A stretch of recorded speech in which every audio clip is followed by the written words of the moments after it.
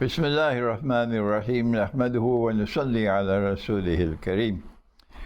We greet you with Assalamu alaikum wa rahmatullahi wa barakatuh on this day, 10th day of the month of Rabiul Thani of the year 1445, from my native island of Trinidad.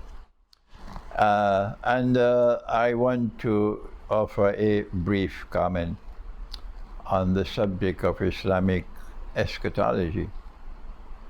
I have been blessed by Allah. He is kind to me that He allowed me to pioneer this new branch of knowledge in Islamic scholarship, Islamic eschatology. Eschatology is the study of the end times, and the Christians had a very advanced branch of knowledge, Christian eschatology, and the Jews also had it, but we never had it. We would study the signs of the end times as a part of our study of hadith, this hadith of the Prophet. This is where we studied it, but we never studied it as an independent branch of knowledge, and we did not go to the Quran as the primary source of knowledge, and then go to the hadith to study the hadith to the extent that it is in harmony with the Quran. This was never done. And by Allah's kindness and blessings, I was able to pioneer this branch of knowledge. These last 25 years of my life have been spent writing many books on the subject of Islamic eschatology. And Jerusalem in the Quran was the first, and still remains the bestseller. And now my last book, The Messiah, the Quran, and the End Time, is a more mature explanation of the subject. But I have lived, Allah has allowed me to live long enough to witness with my own eyes that yesterday they were calling me a madman. Yesterday they were saying I'm crazy. Yes. Yesterday they were turning away from me and calling me by all kinds of names. It happened in New York, it happened elsewhere in the world. But now, after 25 years, look at the story now. That events which have been unfolding in the world these last 25 years, and now particularly at this time in the Holy Land, is a spectacular validation of this branch of knowledge of Islamic eschatology.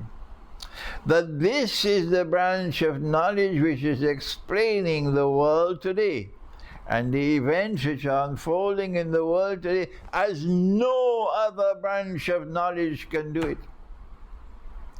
And so, we first of all, we thank Allah for His kindness to us. And then we thank our great teachers who taught us. And Iqbal was a great teacher to me, although I never met him. But my teacher, Maulana Dr. Muhammad Fadlur Rahman Ansari, is the first name I have to mention.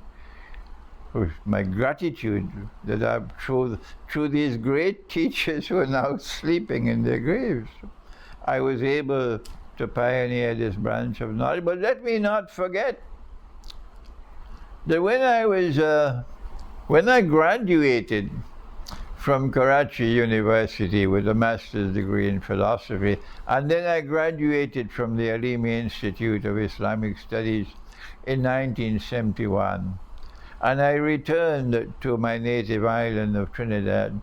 The government of Trinidad interviewed me and said, we'd love to have you in the Ministry of Foreign Affairs, and I was selected and sent back to university to study international relations here at the Institute of International Relations of the University of the West Indies. And the government of Trinidad and Tobago, in particular the Prime Minister, Dr. Eric Williams, they must be commended. They must be commended. They must be commended for the insight and the foresight and the wisdom with which they acted. And they chose a special scholar to be the director of the institute.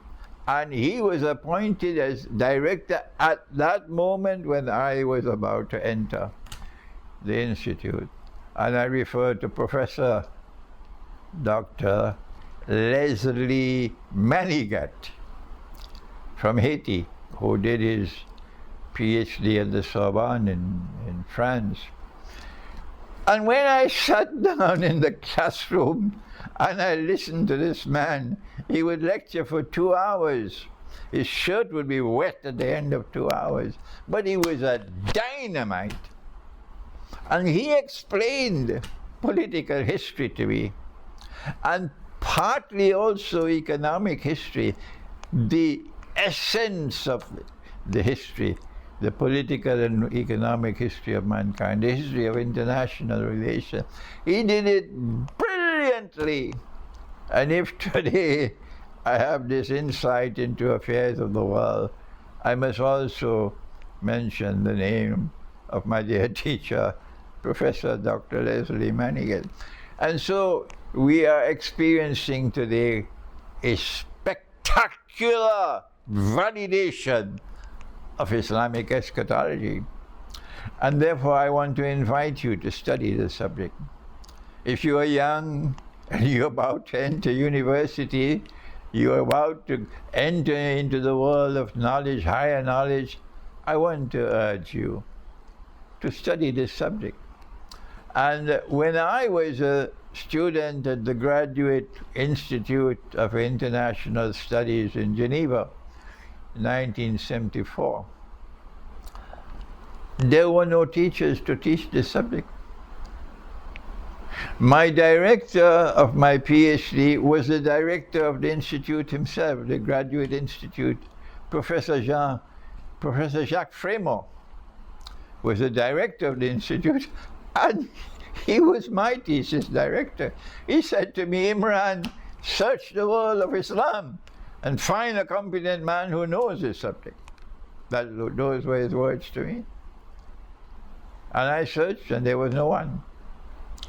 And there were no books on the subject, none.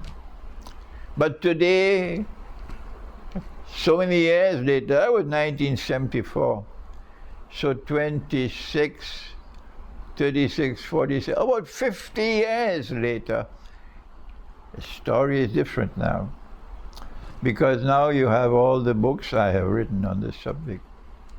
You don't have to go through the efforts that I had to make all these 50 years. So I'm urging you, you can download all my books free of charge from the website, my website, www.imranhussain.org. But if you want to buy the books, then you can buy the books. I can also autograph them for you if you just send me an email. If you're ordering a complete set, then I'll autograph the whole set for you. So I want to urge you in this brief video, wherever you are, urge you, please study my books on Islamic eschatology, because this will prepare you to help you to understand events unfolding in the world today, when the American aircraft carriers and their destroyers and their Patriot anti-aircraft missiles and all of these things are now being placed in that part of the world, and the fireworks are about to start. Please, please, please read my books. Thank you. Wassalamu alaikum wa rahmatullahi wa barakatuh.